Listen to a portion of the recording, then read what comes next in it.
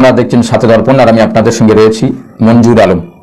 গত কয়েকদিন আগে আমি একটা কথা বলেছিলাম, সেটা হলো কি যে জনসাধারণের মাসলা নিয়ে আল্লাহ রসুল সাল্লাল্লাহু আলাইহি ওয়াসাল্লামের সঙ্গে তুলনা করা যাবে না। এর ভুরি ভুরি প্রমাণ কোরআন শরীফে আছে এবং হাদিস শরীফেও রয়েছে। দেখুন, একটা জ্বলন্ত প্রমাণ তার মধ্যে একটা আমি দিচ্ছি। আল্লাহ রসুল সাল্লাল্লাহু আলাইহি ওয়াসাল্লাম এক তারিখে নামাজ আদায় করছেন, আর হুজুর নামাজের ভিতরে বারবার আকাশের দিকে তাকাচ্ছেন।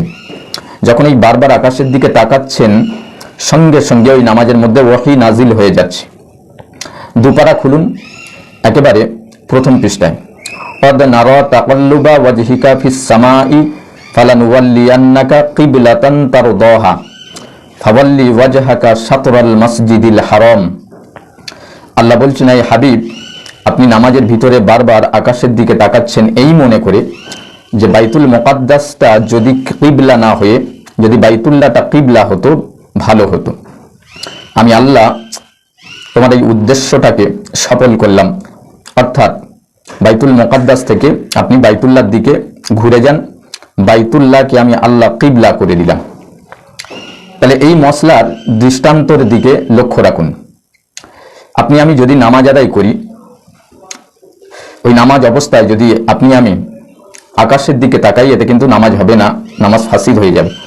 এ ব্যাপারে বুখারী শরীফের হাদিসে অনেক বড় হুঁশিয়ারি এসেছে। রাসূল বলেছেন, যে ব্যক্তি নামাজের ভিতরে আসমানের দিকে তাকায়, আমার ভয় হয় তাদের চোখ না অন্ধ হয়ে যায়। তাহলে রাসূল পাক সাল্লাল্লাহু আলাইহি ওয়াসাল্লাম তাকাচ্ছেন, আর বাইতুল মুকাদ্দাস পরিবর্তন হয়ে বাইতুল্লাহ কিবলা হয়ে গেল।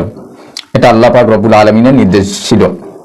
তাহলে এখানে আপনি আরেকটা কথা চিন্তা করুন, আমি আপনি যখন নামাজ আদায় করব, সেই ক্ষেত্রে কিন্তু আমাকে আপনাকে ঘোরা চলবে না। বাইতুল্লাহর দিক থেকে ইম্পর্টেন্ট হলো যদি মুখ এবং সিনা ঘুরে যায়, সঙ্গে সঙ্গে কিন্তু নামাজ ফাসিদ হয়ে যাবে। কিন্তু রাসূল পাক সাল্লাল্লাহু আলাইহি ওয়াসাল্লামের নামাজের ভিতরে ওয়াহি নাজিল হচ্ছে, আল্লাহর নবী ঘুরে যাচ্ছেন আল্লাহ পাকের হুকুম, আল্লাহ পাকের নির্দেশে। তাহলে চিন্তা করুন, এই মসলা থেকে উম্মাতের মধ্যে কতটা ডিফারেন্স। এরকম বহু মাসলা মাসাইল আছে যা আল্লাহর নবীর সঙ্গে তুলনা করা যাবে না, বিশ্ব নবীর জন্য খাস। আল্লাহ পাক রব্বুল আলামিন আমাদের সকলকে সঠিক বোঝার তৌফিক দিক। আমরা সকলে বলি আল্লাহুম্মা আমিন। সুস্থ থাকুন, ভালো থাকুন, আর সাথে দর্পণ চ্যানেলের সঙ্গে সদা সর্বদা বন্ধুত্ব রাখুন।